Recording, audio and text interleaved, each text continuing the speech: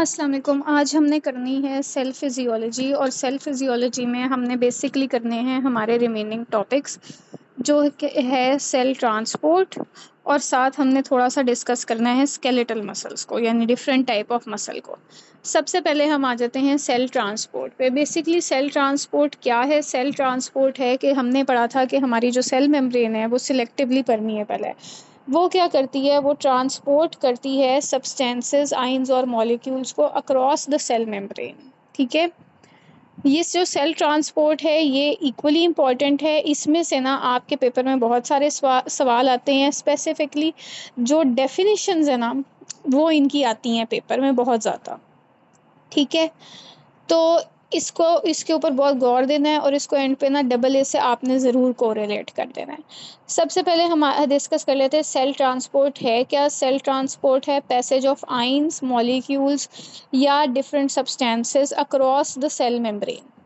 अब ये cell transport जो होती है ना ये आपकी होती है दो टाइप्स की। एक एक्टिव होती है जिसमें हमें एनर्जी चाहिए होती है। ठीक है?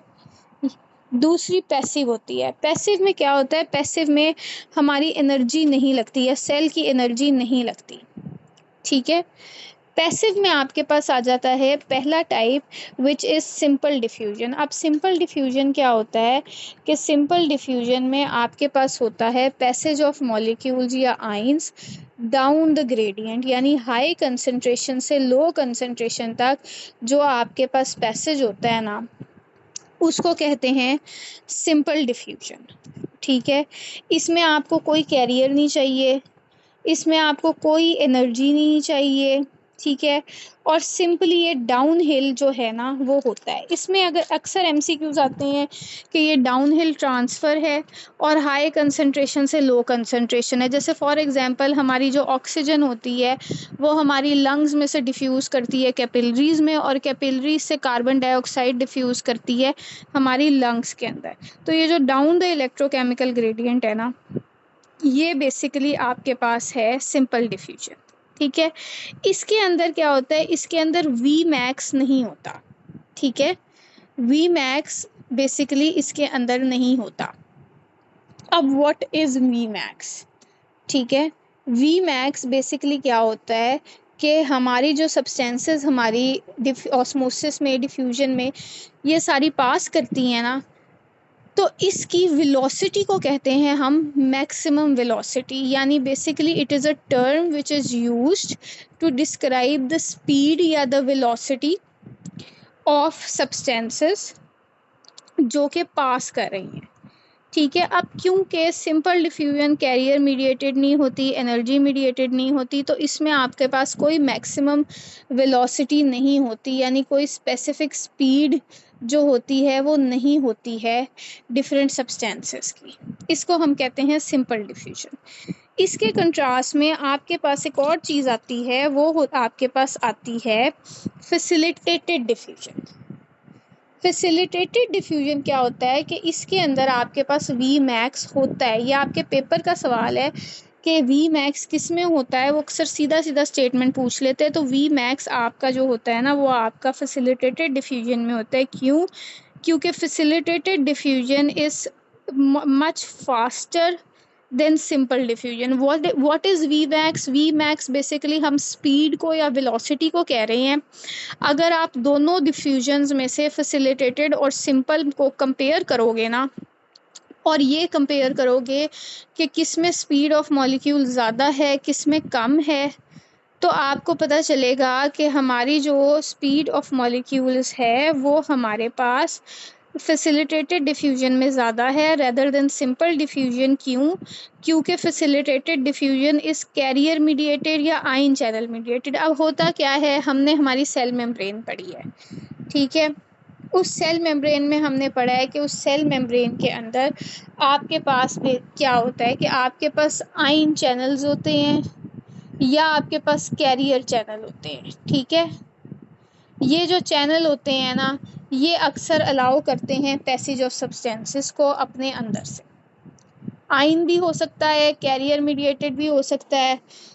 ठीक है? जब ये साथ मिलके किसी भी चीज़ को पास कराएंगे तो जाहिर सी बात है वो चीज़ तेज़ी से पास करेगी। सिंपल डिफ्यूजन में तो क्या है कि खुद ही मॉलिक्यूल्स को एक रास्ता दे दिया, उनको कहा है खुद ही जाओ, ठीक है। जब खुद ही जाते हो, अगर आप भी, आपको भी कहे कि खुद ही पढ़ो, ठीक है, तो it is up to you, आप भी पढ़ो, शाम को पढ़ो, रात को पढ़ो। लेकिन अगर आपको एक प्रॉपर टाइम दिया है कि इस टाइम आपकी क्लास है, इस टाइम आपने पढ़ना है, तो आपका कोर्स जल्दी कंप्लीट हो रहा है। तो basically that is the same thing. इसलिए फैसिलिटेटेड डिफ्यूजन में वी मैक्स होता है, सिंपलर डिफ्यूजन में मैक्सिमम वेलोसिटी अटेन नहीं होती है। फैसिलिटेटेड डिफ्यूजन में आपके पास कैरियर या आयन चैनल्स होते हैं। सिंपल डिफ्यूजन में आपके पास सिंपल डाउनहिल जो होता है ना, वो आपकी ट्रांसपोर्ट होती है, ठीक है। फैसिलिटेटेड डिफ्यूजन में क्या होता है कि आपके पास, जैसे एग्जांपल ले लो ग्लूकोज ट्रांसपोर्ट का या फ्रुक्टोज का, ये सारी जो चीज़ें हैं ना, ये एब्जॉर्ब होती हैं थ्रू देयर स्पेसिफिक पंप्स या कैरियर प्रोटीन्स। तो इसको हम कहते हैं फैसिलिटेटेड डिफ्यूजन, जिसमें आपको कोई चीज़ फैसिलिटेट कर रही हो या हेल्प कर रही हो। उसके कॉन्ट्रास्ट में ऑस्मोसिस क्या होता है? अब ऑस्मोसिस होता है आपके पास बेसिकली कंसंट्रेशन ऑफ वाटर, ठीक है, from higher concentration to lower concentration, that is called osmosis. Osmosis is basically diffusion, लेकिन वाटर मॉलिक्यूल्स की स्पेसिफिकली। जो हमारी बॉडी में वाटर है, हमने पढ़ा हुआ है ना बचपन से ही कि हमारी बॉडी 70% वाटर है। तो जो आपकी बॉडी का 70% वाटर है ना, वो 70% अब एक सेल से जब दूसरे सेल में जाता है तो उसको हम कहते हैं ऑस्मोसिस। और ये भी जाता है from high concentration to low concentration across a semi permeable membrane. इस चीज़ को ऑस्मोसिस कहा जाता है। जो प्रेशर होता है जिससे वाटर मॉलिक्यूल्स पास करते हैं, उसको ऑस्मोटिक प्रेशर कहा जाता है, ठीक है। या फिर आप कह लो कि the pressure required to stop this osmosis is called osmotic pressure. दोनों सेम है। इसका मतलब क्या है कि अगर आपने ऑस्मोसिस को रोकना है, यानी वाटर मॉलिक्यूल्स को रोकना है, ठीक है, तो उसको रोकने के लिए आपको जितनी फोर्स चाहिए, कह लो कि 24 किलो जाउल एनर्जी चाहिए या 5 किलो जाउल एनर्जी चाहिए, जितनी भी चाहिए, ठीक है, वो एनर्जी जो है ना, वो बेसिकली आपका ऑस्मोटिक प्रेशर है, ठीक है। उसके बाद आपके पास जो नेक्स्ट चीज़ आती है वो आती है एक्टिव ट्रांसपोर्ट।